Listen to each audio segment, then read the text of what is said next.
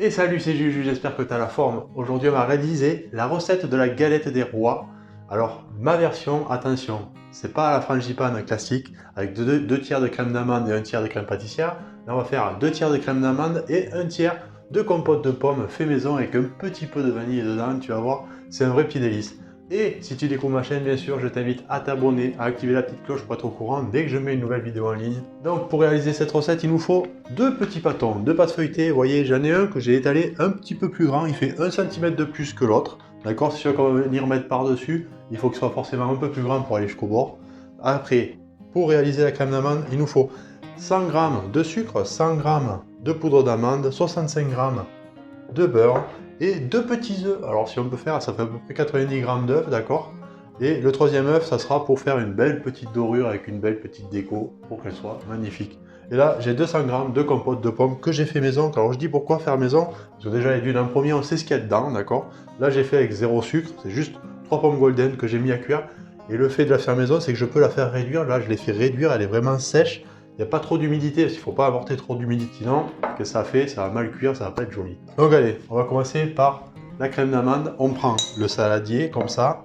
Hop, on va, n'oubliez pas, hein, la petite fève. Hein. On met le beurre dans le saladier. Tac. On va mettre le sucre. Paf. On peut faire ça au robot. Bon, là, je vais vous montrer qu'on peut le faire à la main si on n'a pas de robot. En premier, on va bien mélanger le beurre avec le sucre. C'est pour ça qu'il faut le beurre qui sort du frigo. Allumé, il est un peu frais, ça risque d'être un peu long, c'est pour ça que j'y mets les doigts. Avec un beurre assez pommade, on y va directement avec le fouet. On ne s'embête pas, d'accord. Là, je lance un petit peu la chose pour, avec la chaleur de ma main, le faire fondre un petit peu. Là, ensuite, on va y mettre la poudre d'amande. Tac. Alors, on peut faire un petit moitié-moitié des poudres de noisettes, si on veut, il n'y a pas de problème. On commence à mélanger bien comme il faut, là. Une fois que c'est bien mélangé, on va commencer à y mettre les œufs. Ok, tac.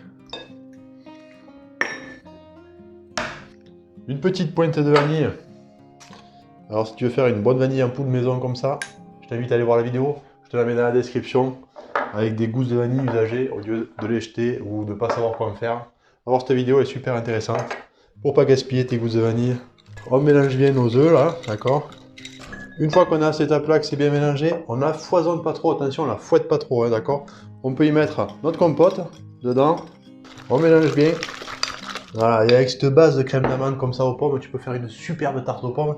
Tu tartines le fond de la pâte comme ça, et tu mets des belles pommes, tu saupoudres un peu de sucre cassonade dessus, que ça cristallise et que ça caramélise, et là ça te fait une tarte aux pommes magnifique, un vrai petit régal. Hop, on prend une petite poche. Un petit pot avec de l'eau, un petit pinceau dedans, ça va nous servir à coller notre petite pâte dessus, là on va la mettre tout autour une fois qu'on aura mis notre appareil. On y va, on fait un beau petit trou comme ça là, ça... et on s'arrange pour faire un beau petit colimaçon comme ça. Là c'est le moment où tu n'oublies pas d'enfiler la petite fève comme ça. On prend le pinceau, on mouille bien tout le tour. On vient déposer notre pâte dessus.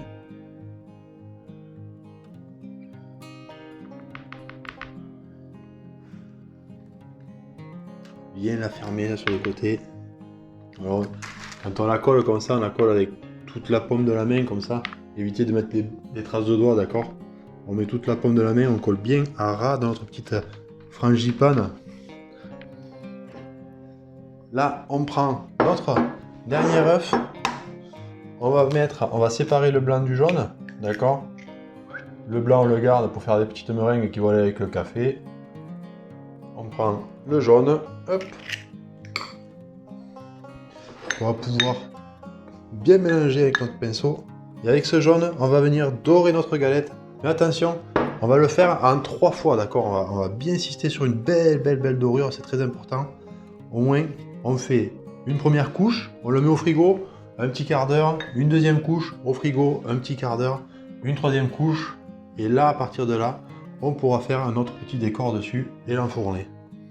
Et voilà, première couche, ça part au frigo un bon petit quart d'heure. C'est parti. Là voilà, j'ai mis mon four à préchauffer à 200 degrés. Maintenant, on va faire le petit décor dessus et le côté pour bien chiqueter toute la galette, qu'elle ne s'ouvre pas pendant la cuisson. Alors avec le dos du couteau, d'accord, on va juste venir, tac, tous les demi-centimètres comme ça.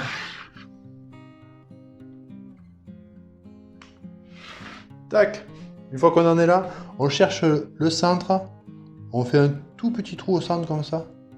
Tac, voilà, que l'air puisse s'échapper, l'humidité puisse s'échapper pendant la cuisson. Et toujours avec le dos du couteau, on va faire un joli petit arc de cercle comme ça, jusqu'au bout. Tac, ok. On part de zéro là. On met à peu près la petite largeur qu'on a mis sur le bord et on va se jeter dans le trou qu'on a fait tout à l'heure avec la lame du couteau. Ok. Allez, c'est parti. On s'amuse, hein, on prend le temps.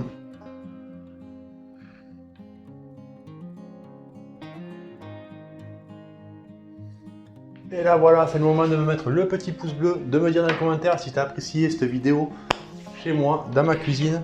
Et ça part au four à 200 degrés pendant 45 minutes. Attention, on surveille, hein, si votre four est puissant, on surveille à 40 minutes. Déjà, on met une première minuterie pour que ce soit bien coloré. On la soulève avec une spatule pour voir si c'est bien coloré et bien cuit dessous. Allez, c'est parti, on met ça au four.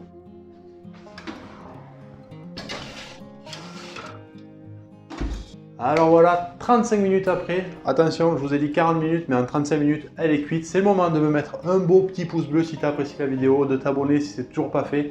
Là, maintenant, regardez-moi cette galette. Oh là là là là là. On va se régaler, regardez-moi ça, regardez-moi ça. Ah voilà, regardez-moi cette magnifique galette. Splendide. Alors, on va la mettre sur une petite grille comme ça, de refroidissement, pour que l'humidité dessous, ça la ramollisse pas trop, d'accord? Et là, mon petit secret, je l'ai gardé pour la fin de la vidéo. Au moins, ceux qui sont partis au bout de 2 minutes, eh bien, tant pis pour eux.